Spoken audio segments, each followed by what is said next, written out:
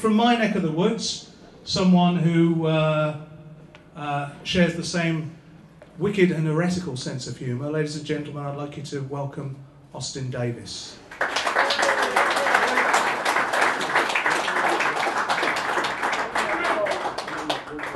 The death of the BNP. The BNP is dead.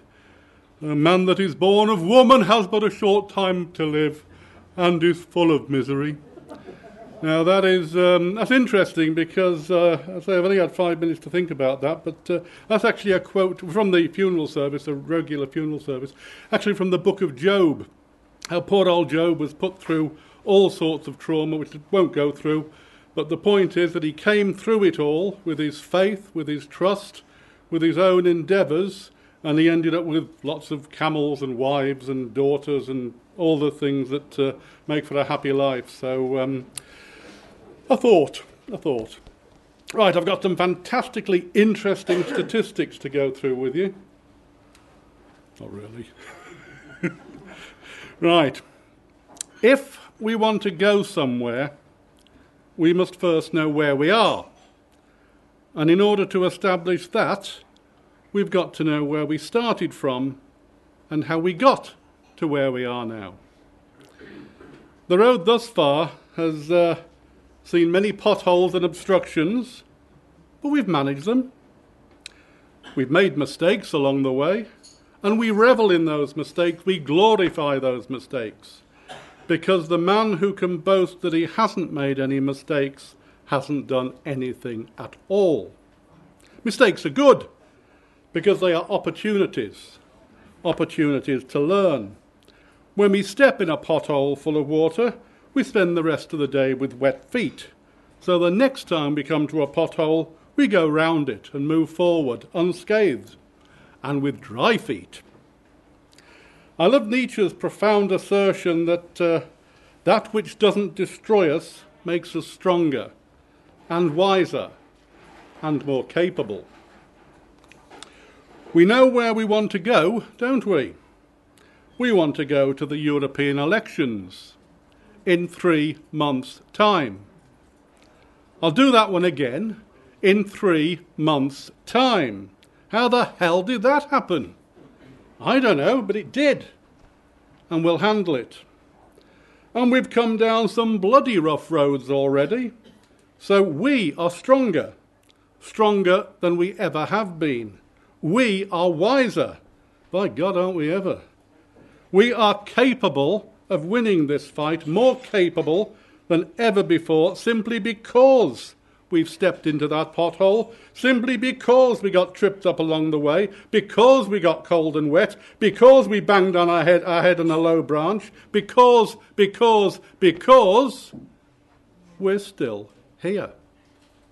And all those who wrote us off as a spent force, all those who've tried to starve us of our oxygen, all those who knocked us down in the last round will be surprised somewhat when we come flying out of the corner at the bell, swinging with everything we've got, including the stool from the corner. But the road is steep. Or if we stay with the boxing metaphor, the man's too big, the man's too strong. And that's what comes of listening to Adam's Dire Straits album. 50 years ago, almost to the day, 25th of February, Sonny Liston, one of the strongest and hardest-hitting heavyweights of all time, defended his title against a gobby little chap from Louisville, Kentucky, called at the time Cassius Clay. Now, everyone knows what the result was, but you might not remember what a mismatch that fight was thought to be at the time. Liston was huge, massive arms the size of tree trunks, a reach of 84 inches for pity's sake. That's 11 inches more than his height. I mean, talk about knuckle draggers, this man invented it. Henry Cooper was a great British heavyweight champion at the time. His manager, Jim Wicks, dismissed any suggestion of a contest, and I quote, "We don't even want to meet Liston walking down the same street." The man was too big, unbeatable, The man was too strong. But Clay refused to play to Liston's strengths. And he beat him. Twice. And who is our Sonny Liston? If only there were just one of them. We can't move for bloody Sonny Listons, can we? Yet the old order, our real Liston, is in decline. Terminal decline. When Clay fought Liston, the Conservative Party had 2.5 million members. 10 years later, that number had halved. Then it halved again, and then it halved again. By the time Dave the PR man took over as leader in 2005, membership was down to 250,000, a tenth of what it was. And since then it's halved again to 130 in 2013. You're some PR man, Dave. Can we book you? No, I see you're booking yourself and your party already. Or something like that, anyway.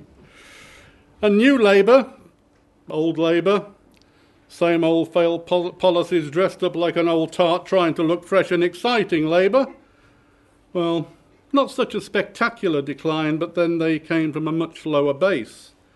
775,000 down to 190. An impressive number of party members still. Or is it, when you consider that 2.7 million union members had actually affiliated to the Labour Party? Less than 200,000 from a base of 2.7 million. That's a success rate of 7%. But it isn't really actually even that many, because surely even the Labour Party has members who aren't in the union, don't they? And the Lib Dems are, bless them, they're spiralling down so fast they're about to disappear up their own manifesto. About 30,000 members they reckon themselves, or in context a drop of 40% in 12 months. You're going to need all the Vaseline you can get your hands on or anything else, lads. Which brings us to UKIP. And me old mate, Nigel Farage Balloon Farage. And what an asset that man's turning out to be, but not to UKIP, and that's for sure. I'm not going to bang on about Nigel, because Nigel's far better banging on about Nigel than I could ever be. But I would like to share some of his views on his own party.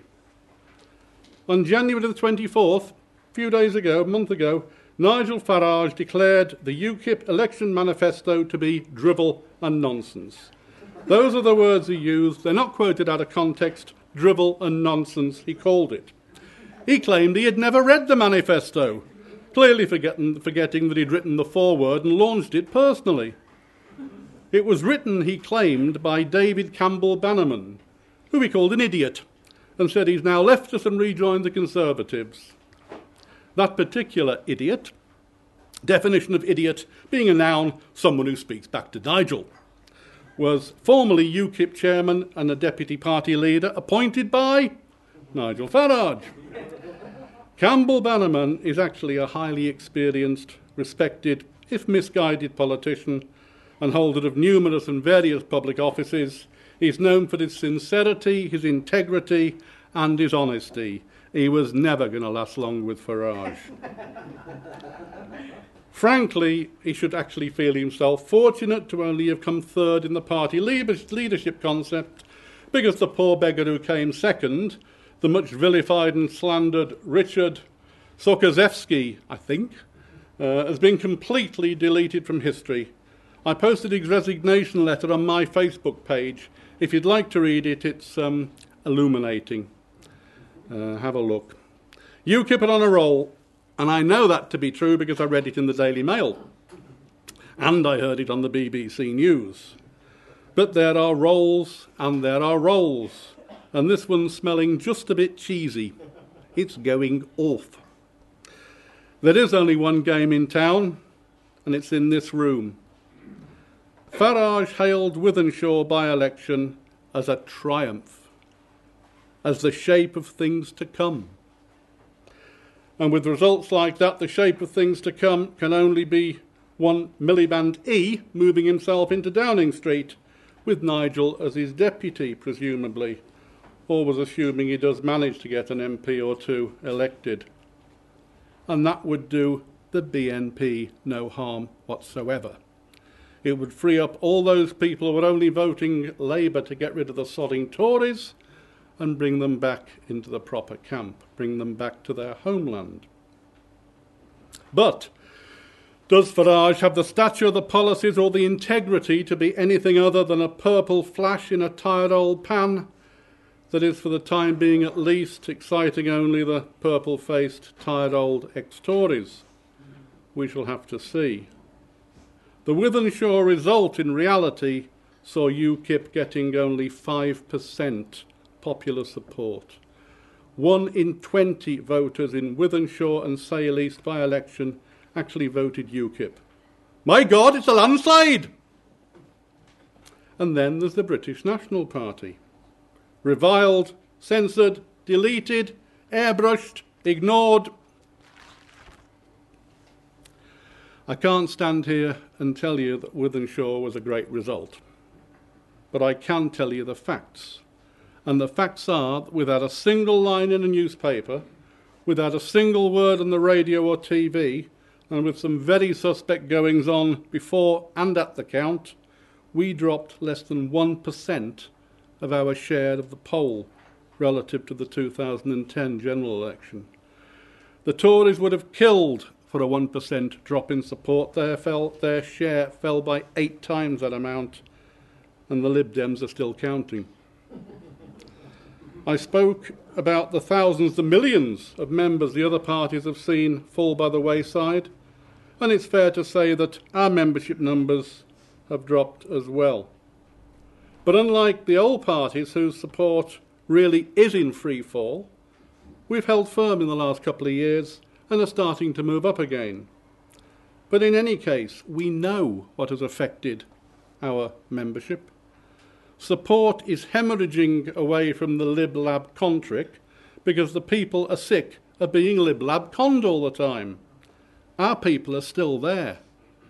They're just in the shadows. You cannot be a member of the British National Party if you're employed in the town hall or the local council. You dare not be a member of the British National Party if you're a teacher or a nurse or in the police force. You cannot be a member of the British National Party if you are a priest in holy orders or otherwise associated with the Church of England. In this country today, in this so-called democracy of ours, you've got to be self-employed, unemployed or retired to admit to being a patriot. It's disgraceful, it's anathema, it's England, but it won't be forever.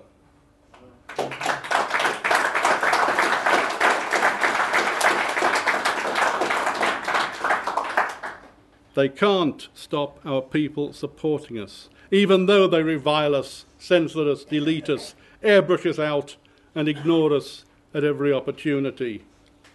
Reviled, censored, deleted, airbrushed, ignored. Who has the number one, that is the most visited and best supported political website in the country?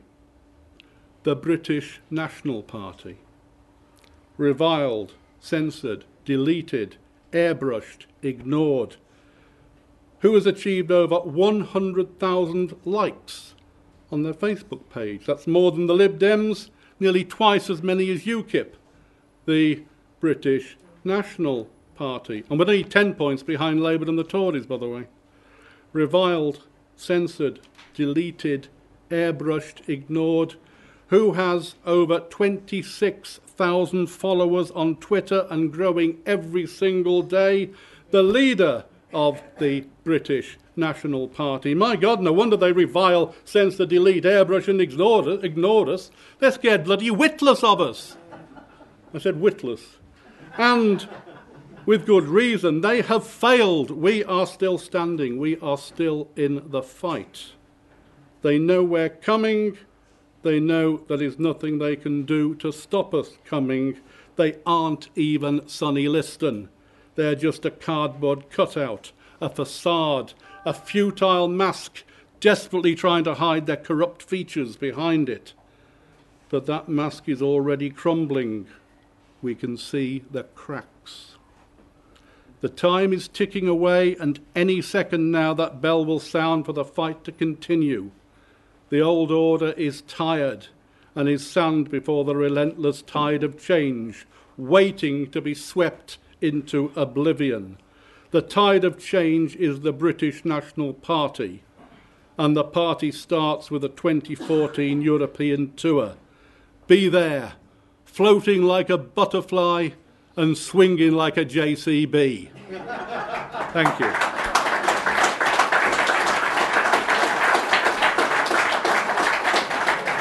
Thank you, Austen.